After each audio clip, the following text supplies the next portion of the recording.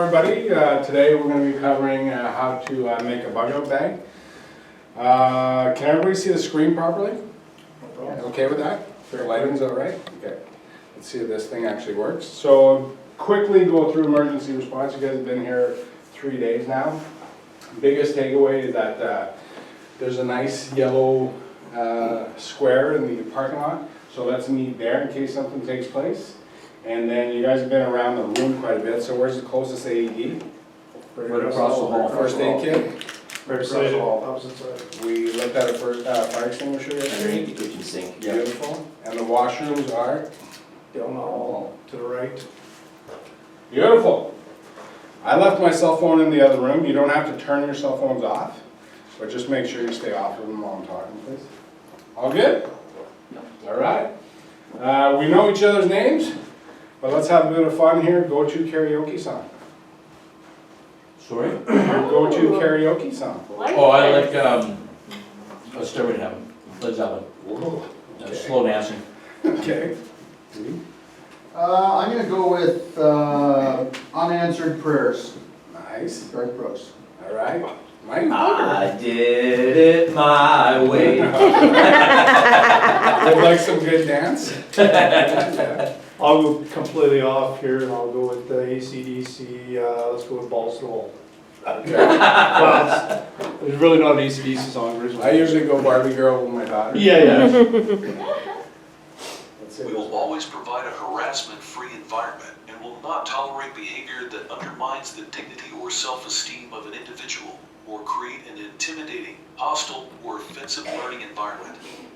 Sudbury is the traditional territory of the Atikameksheng Anishinaabeg within lands protected by the Robinson-Huron Treaty of 1850. We are thankful to be able to work, live, and play in these territories. That way you don't have to say the complicated name. Right? You taught us them. Yeah. Today, biggest takeaway is I'd love for you guys to be able to build one of these at home, right? And I'll tell you why you should be building one of them. But how are we going to get there? We're going to list the basic human needs, identify what should be included in a bag, and explain how to build one. Okay, so we'll go through the contents. Let's see if this works. I like the acronym.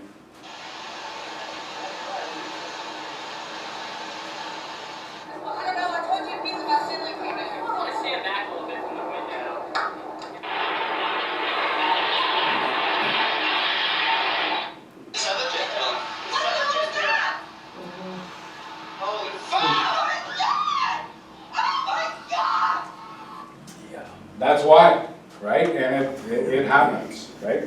I saw, and I'm sure you guys all remember, I think it was 2 years ago, maybe 3 years ago, when the debit system was down for a day, and how much chaos that caused, right? So it's a reality, all right? So let's start off with what we need as humans. So going all the way back to Maslow's hierarchy of needs, we'll stick down to the bottom of the pyramid, and we'll stick with the physical needs and the safety needs, all right? So basic, oxygen, water, food, warmth, and sleep. And then you want to protect yourself and you want to protect your family. There's an easy way to remember the things that you really need, and that's called the rules of three. So, and we'll talk about Northern Ontario. So in Northern Ontario you can live, well, anywhere you can live 3 minutes without oxygen, all right? After 4 minutes, then you start to suffer with some brain injuries, right? In Northern Ontario, you can live about 3 hours without shelter. Alrighty. So, and we're talking about winter, right? Even early spring, late fall, you're going to be dealing with possible hypothermia. And then really, if you look at July, you don't want to be sitting out there in 38-degree weather, cooking in the sun either, right? So then you've got 3 days without water, right? So that's another important one. And then really, you can stretch it out, especially some of us here, can stretch it out at least 3 weeks without food. Or 3 months. 3 months. Okay, so the biggest takeaways here is shelter, water, and food is what we want to focus on in these bags here. Why do we call it a bug out bag? So it originally came from military aviators. They had to have a small kit like this. In case the plane went down, they had to have something that they could take away from the plane and be able to make it for a few days until they got rescued. Another reason why they stick with a 72-hour kit, that's another name for it, is that it takes about 72 hours, 3 days for emergency service to be able to set themselves up in that region. So you gotta be able to make it on your own for those 3 days. And you gotta remember that this is a personal kit, all right? You're not gonna be able to protect your family with one bag. Everybody has their own bag, right? Some other names for it, B.O.B, 72-hour kit, a grab bag, personal emergency relocation kit or a perk, and a go bag. All good? Yeah? All right. How long can you survive without food? 3 weeks. Beautiful. What are the 3 main needs for survival in Northern Ontario? Water. Yeah? Shelter. Yeah. Something we can stretch out for a bit? Food Yeah. for 3 weeks. Good stuff. Okay, so what should be included? You want a backpack, all right? So that's something, like this is one of my kids' old school bags, right? Throughout the years, they keep piling up. So that's an easy way to grab it. Enough food and water for 72 hours. There's no way that you're gonna be able to carry that much water, right? Human body without doing any type of activity whatsoever is what, 2 liters a day is what they recommend, right? So you're not gonna carry 6 liters of water. So I usually have a couple bottles to start off with, and then what's the advantage of having those bottles? You can use them later, further. Beautiful, love it, love it. And then I think one of the other people are gonna talk about his device too, if I didn't remove it already.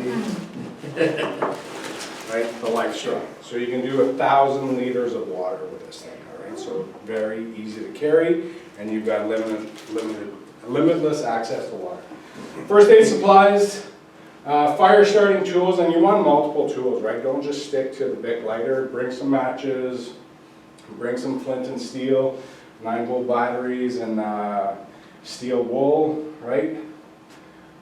Disaster plan, including location for emergency center and rallying point. And this is, you want to talk about this to your family. You all have to be on the same page to know where we're going to meet up here if we get split up. And it's something that you got to talk about ahead of time. You good? Yeah, good. Okay. Maps and travel information and sanitation supplies.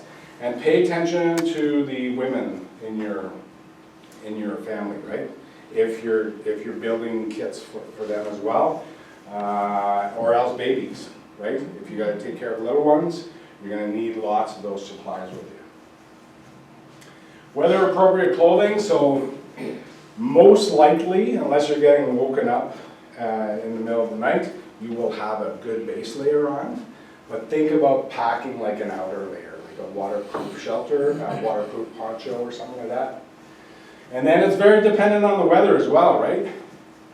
Keep an eye on your kit. Like I built it, right now it's built for summer months, but like during the winter, you'll want to add a few more items in there, right? Enough critical medication, so especially if people are on heart medication, or else they have allergies, or else they need an EpiPen, that type of stuff, that's what you want to carry there. You don't want to worry about multivitamins and stuff like that. Battery or crank operated radio, lighting, you definitely want a headlight or a flashlight. Cash and change, and that goes back to loss of the, banking system, right? Nobody's got cash anymore, right? So have a little bit, like $5 bills, $20 bills, that kind of stuff.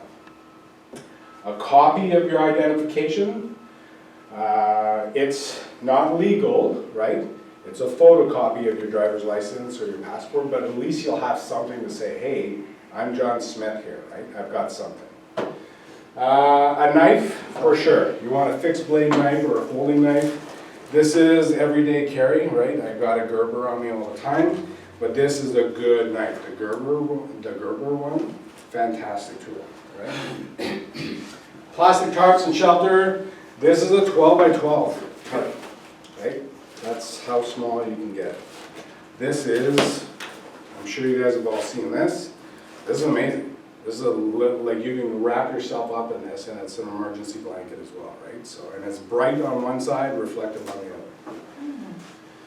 other. Wire, duct tape, and string, right? So that you can fasten things, you can build shelter, you can create some type of device to get yourself out of the elements. A compass, right? There's very possible that if you're attacked by an EMP, that satellites won't even be working. So get yourself a compass and learn how to use it properly.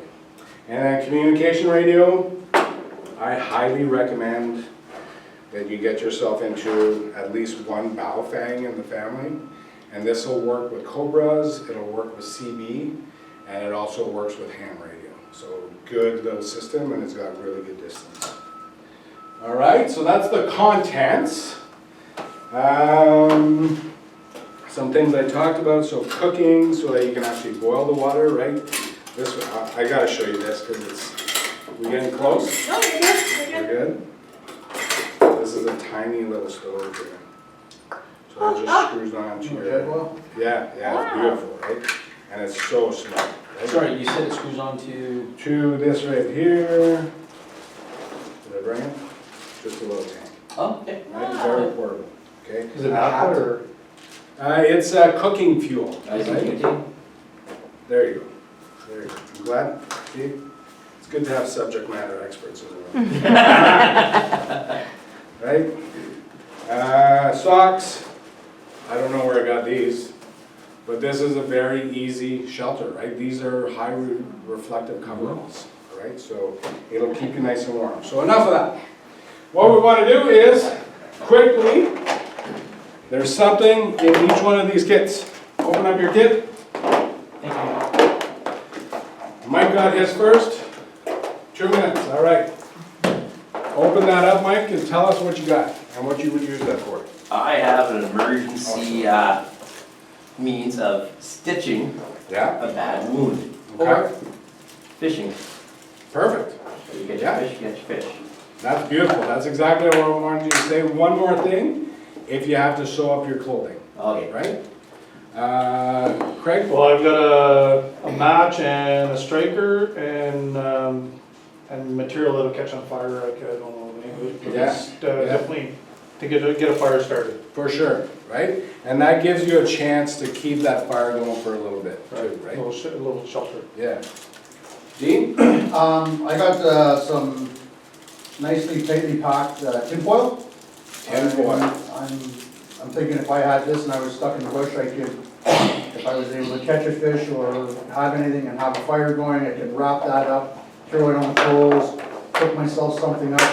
I could also use this as a reflective device, where if the sun's out and helicopters are flying by, you can also use that as a reflective device Beautiful. to shine back and forth. And you could probably use it as, to keep you warm too, like you could probably line a blanket or something, or if you were extremely desperate. Yeah. And Mike? one more, if there's an alien invasion, you can use that. So you can't reach Actually, it. you don't need invasion for that, my brother wears one all the time. Yeah, You can collect water with it? yeah, you can make a bowl out of it. There's or so something much else. stuff Yeah, you can very, do. very with good. it. It is a very good. You can carry your fire with you. I actually have a kit in my boat that I transfer to my snow machine all the time, and I've got a life straw and stuff like that. Sweet. But this is a great idea. Well, you can take that home with you. Yeah, that's a great idea. Right? What else you got? So I've got 4 medium Ziploc bags, Yeah. right? And this handy resealable plastic container that you handed me. Okay. So I can utilize all of these things to store things in. I can use them to wrap things that I'm trying to keep dry. Yeah. Really, really resourceful and can be used in many different ways. Perfect. So you guys got 4 items in each kit, so split them up afterwards, and then you can take those home with you, Oh, okay? awesome, thanks. It's a start. How long should a bug out bag protect you for? 72 hours. Beautiful. How many days can you survive without water? 3. Beautiful. what did we learn? We learned how to build a bug out bag. I highly encourage you to bring this information home and get a bag going and tell the family where they're located. And we did that by listing the basic human needs, identifying what should be included and how to build one. And why is it important? It's important for you to know how to do this so that you can protect yourself and your family. Right? Any questions, comments, concerns? Where do you keep your bug out bag? Right in my bedroom. And then I've got a bigger kit inside my vehicle. Yeah.